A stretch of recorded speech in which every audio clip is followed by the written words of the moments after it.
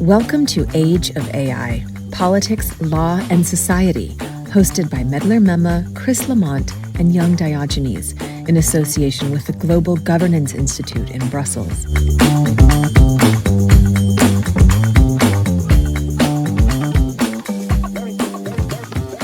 Welcome to today's episode. I'm your host, Medlir Mema. Today, we will look at recent developments in the area of conflict prevention. Specifically, we will examine how artificial intelligence can help governments detect risk early in the process, predict the likelihood of new conflict, and prevent older ones from re-emerging. Today with me is Dr. Hannes Mueller, a tenured researcher at the Institute for Economic Analysis and an associate research professor at the Barcelona School of Economics. He's also the director of the Data Science for Decision-Making program and one of the main drivers of the Conflict Forecast website. Hannes, welcome to the show. Thank you very much for inviting me. It's a pleasure to be here. Well, it's a pleasure to have you. As I was mentioning to you off air, I have interacted with the website, the Conflict Forecast website, which is fantastic, by the way, and very useful for some time. And so this is wonderful to have this chance to talk to you a little bit about that, but really the underlying thinking behind it and behind your research as well. And hopefully towards the end of the interview, we'll get a little bit more into the ethical and kind of philosophical and moral questions that we have generally whenever we approach this big data questions and pattern recognition and or just theoretically driven research. But we'll save that as a teaser, I guess, towards the end of our interview today. But first, beyond that brief introduction, you've done a lot of research and your background is quite rich. What would you like the listeners to know about you and your work?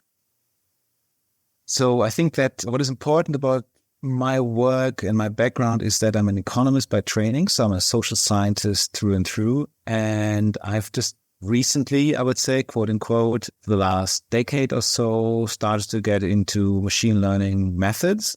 And so I think that we are all still grappling in the social sciences with the opportunities that come with these methods. And I think that's the characterization of our work with mostly Christopher Rao that we're doing on conflict forecast and the academic work we do around that. It is driven by like an economist's view on machine learning and the opportunities it provides. That's wonderful. I want to, because I do have a lot to cover, so let's make this a little bit more concrete in terms of what you just shared with machine learning. By the way, way ahead of the curve with that, just getting involved like a decade ago with these kinds of questions. So this isn't a recent obsession. This is something that you've been doing for some time. And I do want to talk a little bit about the Conflict Forecast website. So we'll put a link to the website on our page. But what is the motivation behind the conflict forecast? And let me ask maybe a more direct question. What is value added? What can we get from it that we don't get somewhere else where we can see patterns and we see other kinds of forecasts?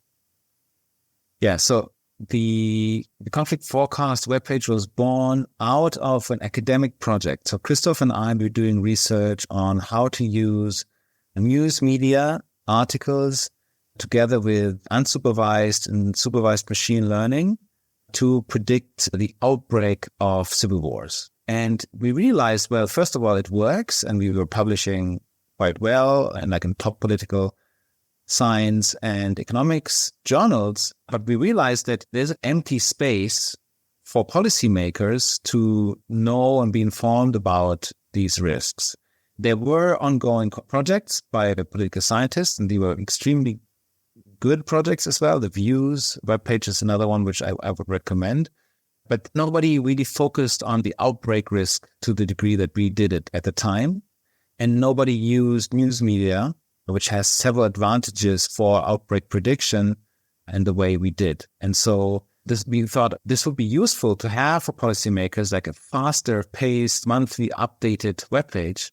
If people had told me before how much trouble this would get us into in terms of if you're moving from an academic project to something that updates monthly, the work you need to do and on top of the academic project is, I would say, at least as large as the academic project itself. So we didn't know that. We were under the illusion that you could just like do it a bit quicker and you would get to the webpage, but little did we know. So it was a lot of work to make it functioning, monthly updated.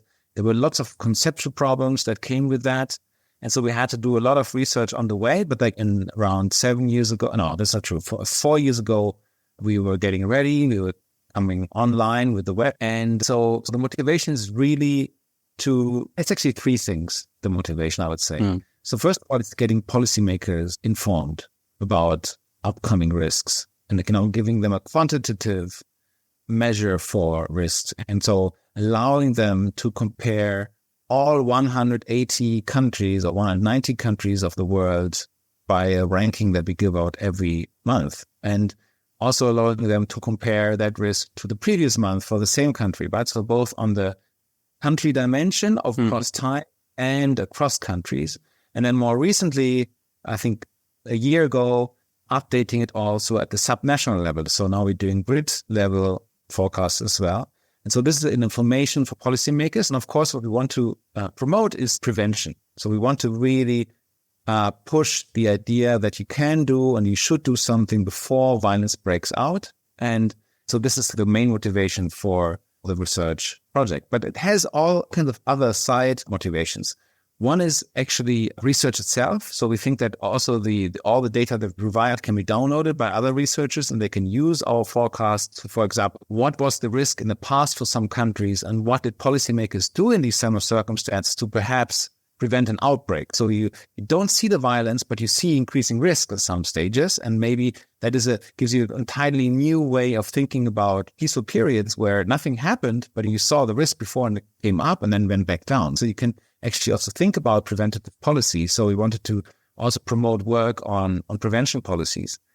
And the third motivation, I think the third main motivation is also to change the conversation and have more accountability for the policymakers, for the general world, and saying like, look, we should all now think about this country or that country.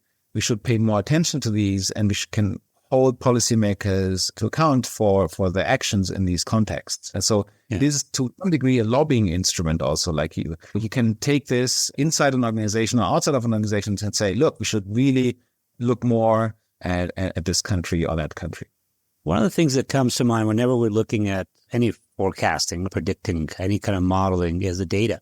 And I imagine this is one of the challenges that you've had to deal with, but especially when I'm looking at the timeline here, that this isn't just this year or last year, where especially a lot of like large language models could facilitate the processing of different languages as well. And you're talking here about global data. You're talking here also, though, about local data too. I imagine that if I was going to look at a particular country, let's say in the Middle East, and look at or like in the Western Balkans, and say, okay, what is the likelihood? And then that there would be a conflict there. And you're saying that you're looking at various media reports. Then you'd have to have the ability to process material in the local language, not just in English or on the main languages. How do you solve that problem?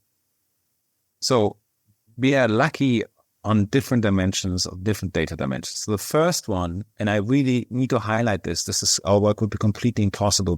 We're standing really on the shoulder of giants here. So there is an organization, the UCDP in Uppsala, that is collecting this data and is providing the violence data worldwide. It's one of the two main actors in this space. So there is another organization called ACLED, and we are using the UCDP data. I'm not going to get into the reasons. Right. I think that's great. Let me just say that's very important. And so we use UCDP data and we just piggyback basically off their definitions of what is a conflict, because we get this question a lot. Like, why do you define this country as in conflict and not that country as being in conflict? Why do you track this kind of violence and not that kind of violence? And we always just are able to throw our hands up in the air and say, look, we just use the UCDP definitions. So these are experts that are going through different country cases, different specific reports by human rights actors on the ground and trying to get the ground truth of what is violence. So this, you can imagine, it's very difficult. A lot of the violence is hidden. And so you need to be really like an insider to some of these countries to understand what is going on. So that's very, very important. We don't need to do that work. The second lucky break we had when we started this project was that the British government, the MI5 to be more precise, had the idea in the Cold War era that they wanted to keep tabs on what the Russians were up to. and they were installing what is called the BBC Monitor. This is a translation service of local news resources into English that is doing both things. It's translating, but it's also curating news and like thinking about interesting news from all around the world, from local sources or from press agencies, and translating them to English. And so we can use that data stream, basically, that article archive. And what is very important here, and this is, I cannot stress this enough, is what is important for our project is to have very, very long archives, very old archives, and you can reach deep into the history. In this case, in our case, 89. And so we need this in order to be able to train the machine on as many cases of outbreaks of civil wars as possible. So what you mentioned about like large language models, or like many people say, like, why don't you use social media accounts and so on? These are too recent, basically, to a lot on that regard. Large language models have different use cases, which we could maybe get into later.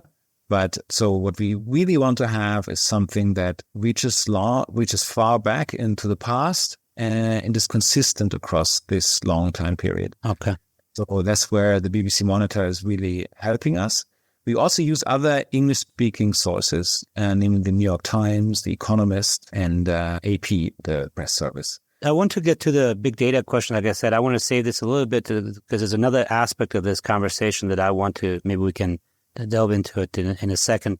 Let me just maybe switch for a second and then we'll come back to this question, because I think for me, at least, it's one of the big question marks with regards to just this kind of work generally. And the reason why I mentioned also like more advances in at least data process and analyzing and is because perhaps we can get more granular information than if we just rely on particular translation, particular sources, or English language only materials, because the world looks very different if you listen to BBC versus if you live in Serbia or in Albania or in Qatar or Sudan or somewhere else. And so I think that especially area specialists could say, well, look, I have some serious concerns with this or that. But I want to get to at the very end of our conversation, because I said it's part of a bigger question. Before that, though, the area study, again, conflict prevention, very political, very challenging. And one of the things that you talk about, and I love that you're just straightforward and honest with that, is that there is a hard problem of conflict prevention. That despite the fact that we constantly are barraged with news about conflict all the time, it's still a very rare occurrence relative to everything else. So could you talk to us a little bit more about the hard problem of conflict prevention, and then how do you solve it? Perfect. Yeah, thank you. So this is my favorite topic. When we started doing research on this, we realized that a lot of the existing papers were basically looking at what is a country characteristic. So it is much easier to predict that Afghanistan, Somalia, and Yemen will be next year than a country that is currently peaceful. All right. So it is the first motivation to look at outbreaks instead of conflict, so that you can say we want to predict conflict, but predicting conflict where there is already conflict is much easier than predicting conflict in currently peaceful countries. So it's the first motivation. We already started that. Like that's exactly what the first paper we wrote with the media 10 years ago.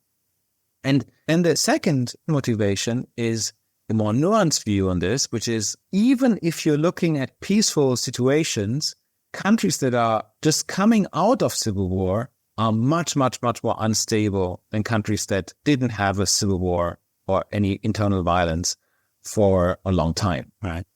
And so what we call the hard problem of conflict prevention, if you really take the word conflict prevention seriously, is where you want to anticipate the outbreak of conflicts in these hard cases. So in these cases where there has been peace for, say, 5 years at least, and you're now wondering, is this country entering a dangerous spiral of latent conflict becoming violent and then breaking out and becoming escalating, basically? And so this is what we're trying to catch with our method. What we're trying to catch are these really rare occurrences. And just to be very clear, now we are hunting the needle in the haystack. We're trying to figure out in a sea of what I would have in a machine learning way of thinking about this is like you have a sea of zeros, and less than 1% of these zeros will turn into ones very soon. And so within the next year, say. And so the baseline risk of an outbreak within a year is around 1% in this part of the data set. Some countries where you can almost say it's like over 80% that the likelihood that this country will have an outbreak, even if it ever pacifies very soon, but it couldn't have an outbreak away again. But like for that part of the data set that has been at peace for a very long time, it's only 1%. And so you're fighting a very, very difficult problem on the machine learning side.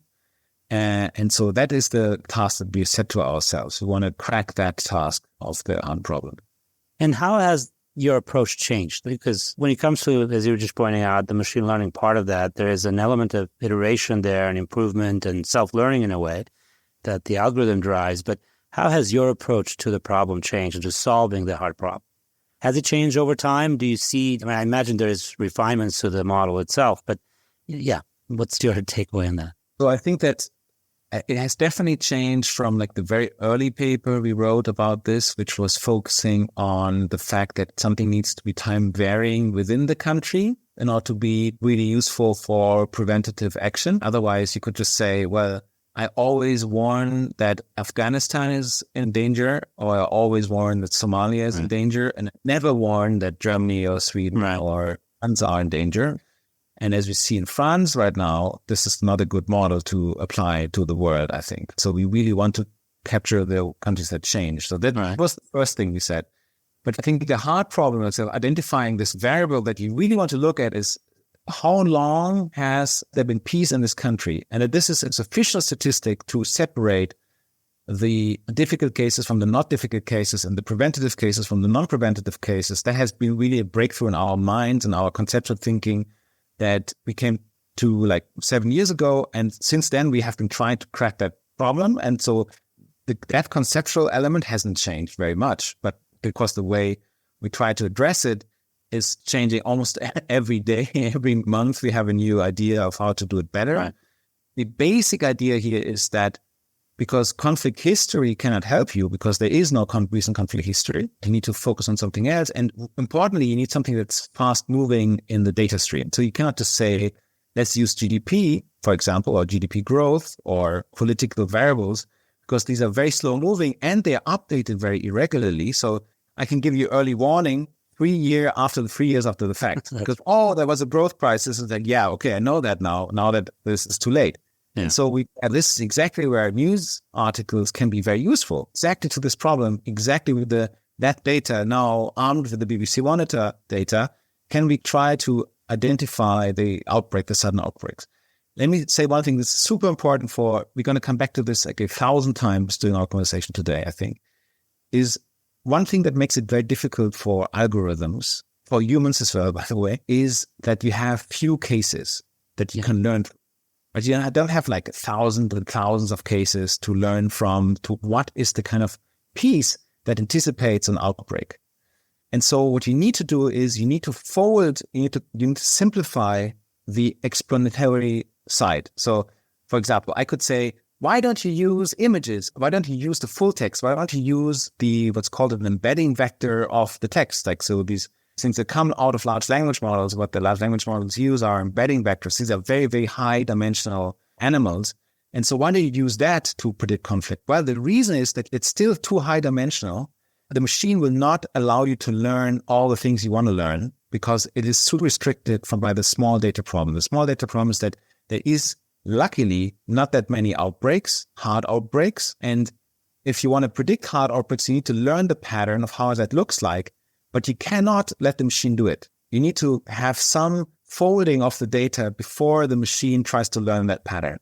And so the key ingredient, the beating heart of our project, still today, even though it's an old technology, it's what's called a topic model. So what the topic model does, it's a latent digital allocation. It is an algorithm that looks at which words always appear together. So if you are a journalist and you write about holidays, you would use the words beach, mojito, sun, sunscreen, hotel. So these words always appear together. And if you're a journalist and you're writing about a conflict, you would use fighter, gun, war. You would use other words. And so what the topic model does, it's a model of that writing process. It understands the text by just giving the articles to it. So we give the algorithm 6 billion articles, And within 3 days, it has categorized all of these 6 million articles into the number of topics we want. We say 15 topics. And then it says, these are the 15 topics. It prints out lists about what the top terms are in each of these topics. And it categorizes each article in the 6 million article corpus. This is 30% topic 1, 20% topic 2, and so on and so forth. And if you see the lists, and you can look at them at conflictforecast.org, if you click on a country, you scroll down, you see like these bubbles, and these bubbles are these topics, and the size of the bubble is the share of that topic in that country at that moment. And so you immediately see what they are. So we give them names, but I think it's humans will always tend to agree on what they are. I always run these trials when I present our model, like, what do you think this is? We have, let me test you. Or what do you think the following topic is? Growth, price, inflation, firm. What do you think this is? And so the model makes these summaries, and then we just use the summaries. We don't use the text. We're going to use the raw text. And so the next stage, the supervised machine learning, is then able to use a very simplified structure of the data to forecast. And therefore, it can forecast. So it is able to forecast, we can show that. And so we are tackling the hard problem that way. And so what we're doing the last few years is really just refining both the LDA step and the supervised machine learning step to get better at this. But it's basically this technology basically has been staying in place. And we have not managed to beat it with a large language model either. So here's a question that keeps coming back as you're walking me through this and talking about this. Beyond just being an academically fraught process or difficult process, I should say, this is also a very political process where I imagine if I'm one of these countries, I know that whenever there is like Transparency International or Amnesty like International, whenever they release a report, countries react to them. And if you are in the troublemaker group, they will push back. They will sometimes try to discredit the report. I can imagine that there are a lot of countries here in the list. They're like, wait, why did you just upgrade me to a very risky? Because this also has an impact on investment, has an impact on decisions that other countries may make, or even tourism. What's the reaction? Has there been a political reaction to this? Have countries expressed unhappiness? Because I do want to get then to one particular experiment and the experience that you have with the UK. But yeah, what's the reaction to this research and to the website itself, but also to your work generally? Yes, no, this is a very good question. So first of all, let me stress, we're coming here, now think about our perspective. We're coming from an academic corner, but nobody knows that. All right. We're sending emails to 20 colleagues. I knew some people at the World Bank and some people and some in the Foreign Office, but this is, few people. And so we were not really that worried about like a massive political backlash to the things we say. Yeah. Though stressed that already in anticipation of perhaps we will have influence. So we were ambitious in that sense that we thought a little bit about it. We were always very careful to not first go to the private sector with our results and like make it sell or you had another project where you would hide the results and you would go to the private sector and say, look, guys, you can make lots of money with this. If you pull out your investment at the right time, you will not suffer the consequences. So we didn't go that route because I think ethically, that is what is called a self-fulfilling prophecy. I'm making a prophecy and it gets fulfilled because people withdraw their money and that amplifies and that leads to more violence. And I don't want to be in a world where we are contributing to a self-fulfilling prophecy. Of course, who knows whether we managed to do that, but I think this is that we just say that I'm very aware of this, and this is obviously an ethical concern I have. But once it's released, once it's out there, Hannes, it's there. And if I were doing due diligence and I work in the banking sector and I'm looking at risk in a particular country, I should look at all possible sources of information. And after listening to this podcast, I say, well, listen, I think the conflict forecast should be one of those spaces that I should be constantly monitoring to see how well. And of course, there are other forecasting models that other companies will use and others, but it's there, it's out there. And I think that there's obviously a responsibility on your part, but also a responsibility not only to be careful with the data, but also to release the data. It's there because if you can, in fact, predict, as you do, where possible trouble spots around the world are, then those are spaces that people should be paying attention to. And as you point out, governments can prioritize where they can go and help in anticipation of those problems. And so it's out there, and you be modest about the impact of what you're doing, but you've been ahead of the curve for some time with this, and this is a very valuable website in that sense. And I'm sure that there's a lot more, I think, traffic, and there's a lot more impact that it's having than perhaps you are actually telling us about it. I'm not a modest person, let me say that. Knowing the traffic to the webpage, and actually we ask people to leave their web addresses, and we don't get lots of like gibberish there. We leave some notion. I have a notion that basically the way the webpage is used is mostly by governments and international organizations. Right. Which makes me very happy, because that's exactly who people want to talk to. And so I'm happy on that side. That doesn't mean that, of course, it could totally be that private actors go over there as well. Even from an international organization's perspective or state perspective, they're making decisions about foreign direct investments, they're making decisions about tourism, about making determinations with regards to safety of their own citizens. So again, this has some real life impact.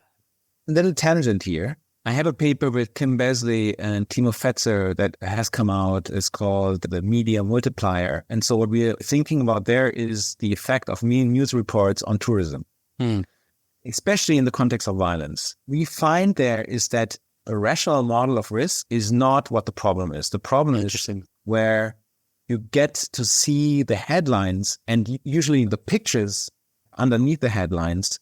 And that's what leads to these very myopic, very, very strong responses by tourists that are then also very short-sighted in both directions. So they're very, very strong, I would say. Of course, over or underreaction here is really not the right word, but again, we get an overreaction in the short run, and then in the long run, it disappears immediately. So people don't seem to be following this, what's the risk? You think about like what the risk is that you're getting killed by a terrorist? Almost zero everywhere, except for like in the middle of Kabul, maybe when you're like really in the hot spot of like a campaign by the Taliban. Right. But in the news media, in our own minds, I have lived both in London when there was a terror attack and in Barcelona when there was a terror attack. And I cannot, human mind is not able to just discount that. But we should all be much more scared of getting in any car or climbing on a bicycle or getting on a motorbike. If you're worried about terrorism, you should definitely not be a smoker. So like this should be like really, really scared of lighting any cigarette. So if you're ever worried about terrorism, like be really worried about smoking. So I think that humans are not that great in these things. And I think that therefore, I don't see it as a big problem of like making rational risk estimates and making them public, because people usually don't think that way. So we're improving the world by doing that. But I think on the investmental side, I'm much more worried. I'm much more worried about like big banks moving their money around, withdrawing it when they see trouble coming. That is a channel I'm worried about. If I were to realize that this is ongoing based on our webcam, about putting it offline or like going to a subscriber system or something like this, I would definitely change my strategy. When I ask these questions, I actually don't think I think we have an obligation to do this kind of work. And so as academics and researchers, I think that's part of what we do. And to have this information out there in the public space, I think, as you point out, there's a responsibility on our part to also not fuel fire, like of contagion or whatever, financial especially, because as you point out, markets do have a herd mentality, and so that can lead to really problematic outcomes. But as I ask these questions, for me, it's more of I can imagine that sometimes there may be pressures to where governments can say, hey, listen, your model is predicting this, and that's not nice, and you're causing problems. And I was wondering about that. I suspect in the future that may be as countries pay attention to these kinds of developments. Let's talk about very quickly about one application that you have with the UK Foreign Commonwealth Development Office. You have 2 modules that you have proposed to them, that you're working with them about this project. So the work with the FCDO is something that's incredibly pleasant, I would say. These are really great people. There's a lot of training that they have already on quantitative methods, so you can really have that conversation with them. You can talk statistics and people don't run away immediately or something. And one thing that we were approached with recently is, can you give us a country list? It was the first time anybody asked us for something like this, I have to stress. Can you give us a country list of countries that are currently not in war? Didn't have a recent war, of those that you would think are high risk? So this is like something that is also not easy and obvious from the webpage. If you go to the webpage, we show you the risk in colors, and the high risk are obviously the countries that are currently in war. So we don't hide them. Okay. But if you click on what's called the prevention view, you get closer to what are our ideas of that list. And so these are not obvious candidates that everybody would think, oh yeah, obviously. And so when we presented this list last week at the FCDO, we got a lot of very, very interesting feedback. And I think people take that seriously and they think about the strategy that they could have and changes in their strategy that they could have. And part of the motivation for why this is so successful is what we call the dynamic early warning and action model, which we developed as a translation mechanism of our risk forecast for policymakers. And so what that model does, it's thinking about the trade-off you have when you're a policymaker. And this is a very serious trade-off. I don't want to bagatelize it at all, because I think this is what most people tackle with when they are actually taking policy decisions in this environment. Right. Is can either wait, I'm making quotes around this because it's an ugly word, but you can either wait till something materializes, a risk, actually becomes a conflict, and then you are certain that this is happening, but it's too late. So you're dealing with an ongoing conflict, but at least you're certain. This doesn't have accountability problems usually, because nobody would question that you're engaging in a country, because you can clearly say, look, there is war here, there's refugees, there's people running away, you see all the children are suffering. There's no issue, I would say, of motivating why you're doing something. If you're engaging in these peaceful countries that didn't have even conflict in the last 5 years, you really need to defend your position much better. You need to say, like, why are you interested in this country? Why are you investing our resources, taxpayer money, in stabilizing a country that is currently showing no signs, maybe signs, but like not very strong signs, of being in a dangerous situation? And so the trade-off is uncertainty versus coming too late, basically. And so what the DRAM does, with this dynamic being like forward-looking, looking into the future, early warning, so like ahead of time, and action, so we always model an action that you're taking early or late. What it does is making that trade-off and quantifying it. So how damaging must conflict be such that it's still worth taking an action based on our own imprecise forecast? So also, let me stress that it's not the minority report what we are doing. And I'm sure that's I have people's images. Yeah. But you got 3 people like hooked up somewhere and predicting what's going to happen. Yeah. No, when people hear the word AI, yeah, of course. They're thinking like, oh my God, this is scary. It's basically quantifying the gut feeling. How it is. It's like, oh, this is good. So that's what we're doing. We're giving a number to it. That makes it powerful. And because we give a number and we give a ranking and all that, look at it over time, we can also look at how would the system have performed that was based on the forecast we did. So what we do is, like we always say, let's put yourself into the information set of somebody in January 2010. Yeah. Predict forward, then move to February 2010. Predict forward, March. And we do that. We slice the reality of the past from 2010 January to today. Yeah. And that we are making a second model on top of that says, let's take actions early or late and think about how that dynamically affects countries. Because, of course, if you keep a country from falling into what's called the conflict trap, being forced a cycle of violence, you're making it more stable, and therefore you also reduce your own necessity of intervening again. So you're stabilizing it, and that means that you don't need to constantly act. Whereas if it becomes conflict and violence breaks out, then you need to deal with the refugees, you need to rebuild it, and then once you're rebuilding it, there's more conflict, it becomes prospect to conflict, you have refugees again. So like when you're in this constantly, you need to do something constantly, whereas when you keep it from falling, you save money. And well, what we're showing, and this is what we showed in an earlier project to the FCDO, was you can save money, quote unquote, not your own money, but you can save resources by acting early. And they bought that. And they were approaching us and they said, look, we now know that we can save money this way. Like, what are the countries? And so this was a really great moment. And of course, this is the list we didn't make public. So this is not something that we make public because we don't want to say like, oh, these are the 10 countries you should watch out for. Right? I'm not in business of doing that and pointing fingers. So you mentioned this saving money. do you have to find a way to quantify, especially with governments? You have to talk cents and dollars. You have to convince them that this is a more economically feasible one. When you look closer to your model, the dollar signs or the euro signs or the pound signs are hiding another reality, though. How do you estimate the expected economic benefits of early intervention over that? What do you mean by that? Because again, that seems like a very crude measure, but I know that having looked at your research and your model, it's hiding a lot of other very important data points and nuance. So what's behind the expected economic benefit? So let me first stress, and this is something, of course, economists have a very, very bad reputation. I think. That's why I'm trying to help you here, Hannes. I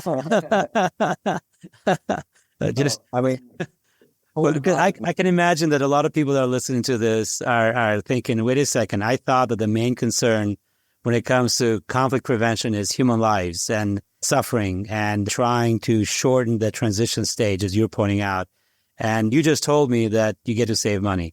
So what is underlying all that? Conversation? No, I happily try to tackle that myth. Let me first say that rational choice about the future is in no way directly linked to monetary terms. You could run the dynamic early warning and action model only with refugee numbers, or you could run it only with fatalities. It's still true that your interventions will cost you money, but then you have it, how much are you paying per life saved? Correct. It sounds crazy to most people, but this is what society does all the freaking time. So the way that money is allocated inside the health system, the way that money is allocated between the police and schooling and all that, all has healthy lives repercussions. And it's not always explicit in the public debate, but this is what we do. This is horrible. It's a horrible choice. I think a very important choice, but this is what we do anyway. You can do a life save calculus. But, and I think I need to stress this, civil wars, even though they attract a lot of attention, are not the main killers on Earth. There's no good way to put this, but the death count in a typical civil war is not super high. That doesn't mean that it is a complete humanitarian disaster. And the reason is that because it's so unpredictable and so violent and so cruel, and it's like there's so many horrible things that can happen to someone, that the effect it has on the population is one of shock and awe and running away, and people are hiding their kids. Think of the Syrian civil war, this horrible thing where like children were crossing deserts. This is not in the fatality count. The suffering of people is not there. And so this is where like people have argued, we shouldn't care that much about civil wars. We should care much more about homicides, because homicide numbers are like 10 times the number of political violence. And I'm always saying, yeah, that's true. But this is disregarding the suffering, the general suffering in society that political violence entails. And so this is a massive, dramatic underestimate. If you're counting life, you're underestimating. This is horrible, sounds horrible, but you're underestimating the effect. And so what we're trying to do is we're trying to get a good grasp of the fundamental effects on society. And so there's two ways we try to do this. One is we're trying to get at it through the spending of the UN system on refugees, trying to diminish the suffering of these people that are running away. Because it's very hard to measure the emotional distress and get a dollar account. But this is not very successful actually, because the UN is frankly not spending a whole lot of money per refugee, right? And so we left a little bit what do we do? And so what we did was basically we were measuring the impact of a civil war on the economy. And what you see in that is that it leads to a total collapse of the economy. The Syrian economy has basically collapsed. So it has decreased by 30% since the beginning of the civil war. And these are very, very, very, very large numbers. So these are immediately, if you care about welfare, this is a measure of welfare. So if you care about welfare of humans, then you need to care about GDP. It has a bad reputation because it's not taking into account things like happiness or the environment. So there's not perfect, the GDP measure as a measure of welfare, but it is available as a data set and it's measurable and it's agreed, at least a part of the policymaking world, that GDP is a decent measure of something.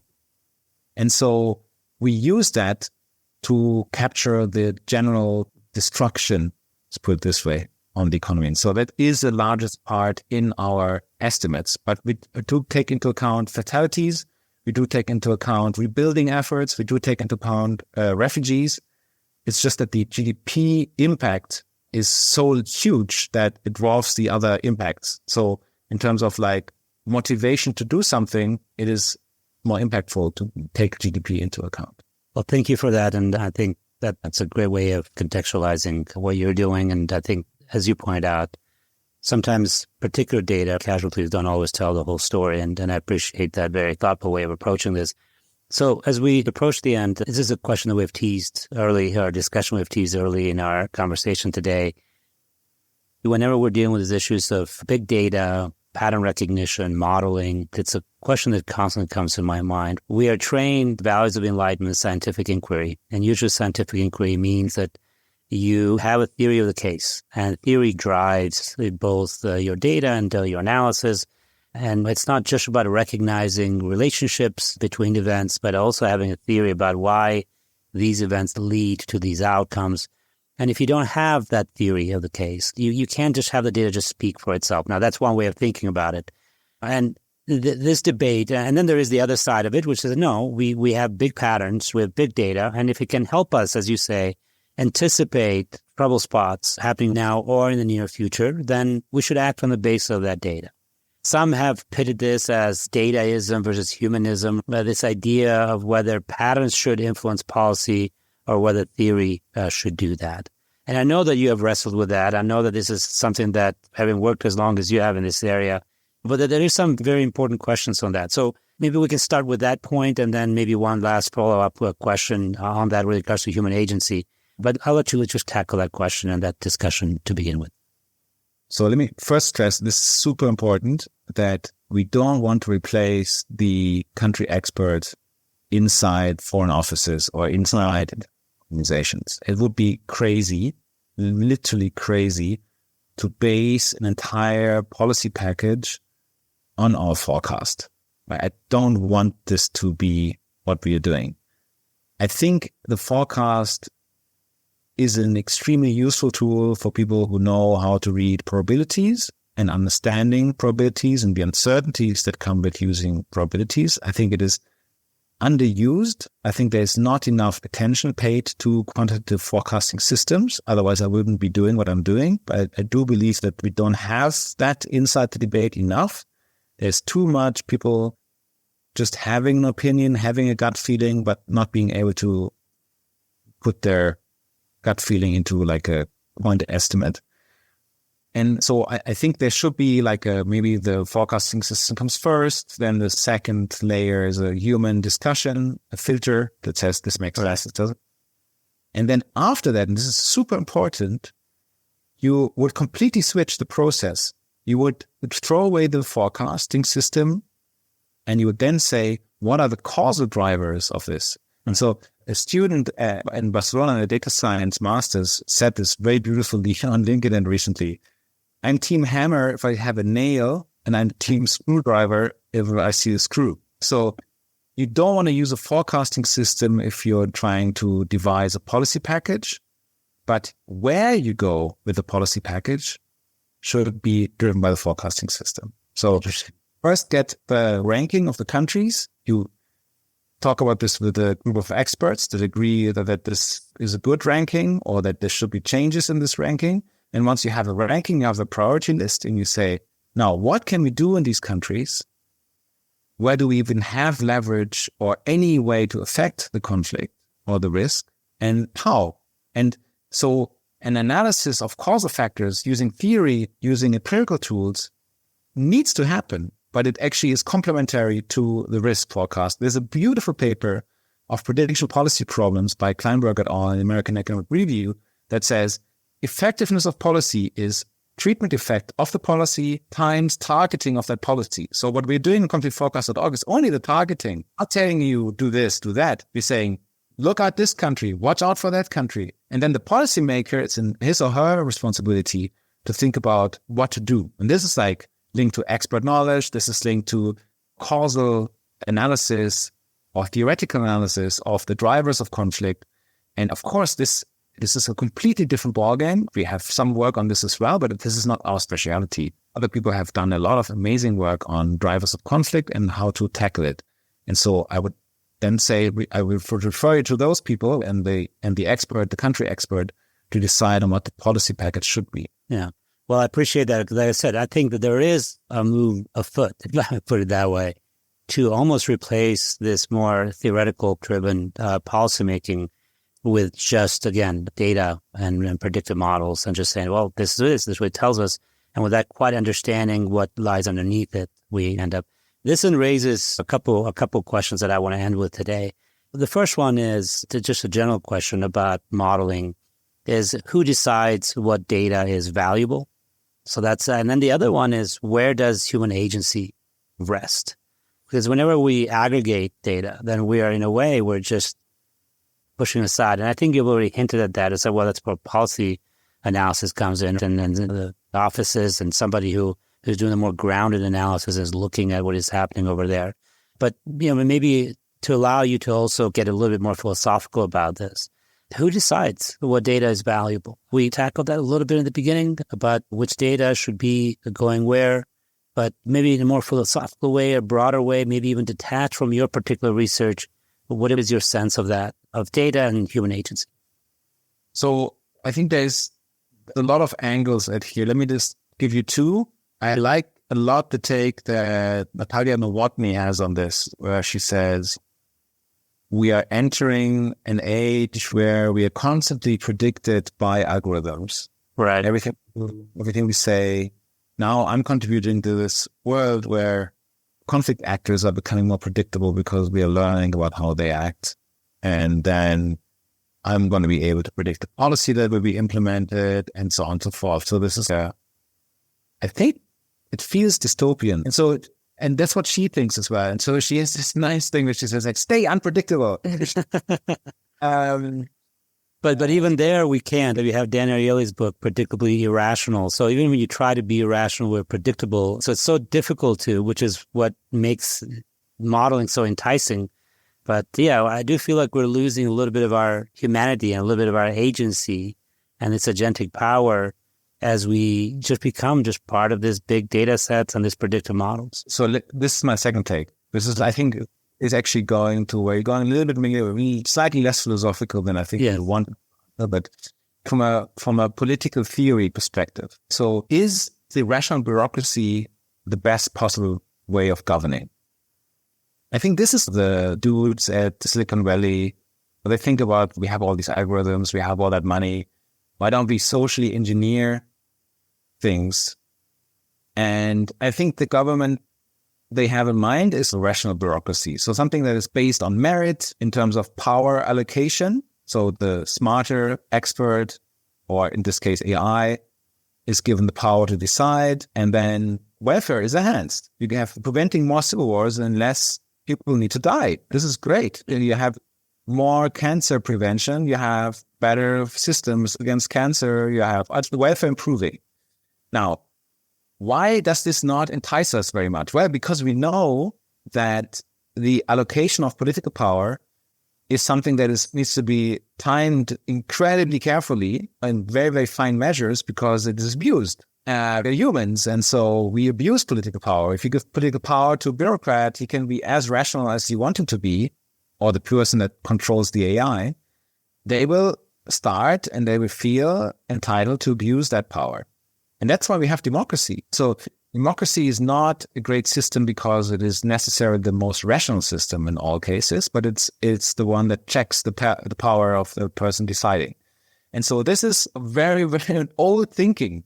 This is going back centuries now, what I'm saying. It's like there's a conflict here somewhere between the best system, the rational bureaucracy, and democracy. And we, as society, need to resolve that conflict. We need to resolve and decide what we want. And we are deciding this question in very different policy areas. So what I always point out is, isn't it striking that we're doing this political thing for civil wars? So whatever my priorities are now as a political decision maker, let's go help the Syrians. Let's go help the Ukrainians and completely disregard the hundreds and thousands of people that are dying in Congo. Nobody talks about Congo. Right. oh, that's political. So we're not in a rational bureaucracy world, right? I'm pushing for a rational bureaucracy. You see me, like I'm doing this German thing, like the rational, whatever, no bureaucracy.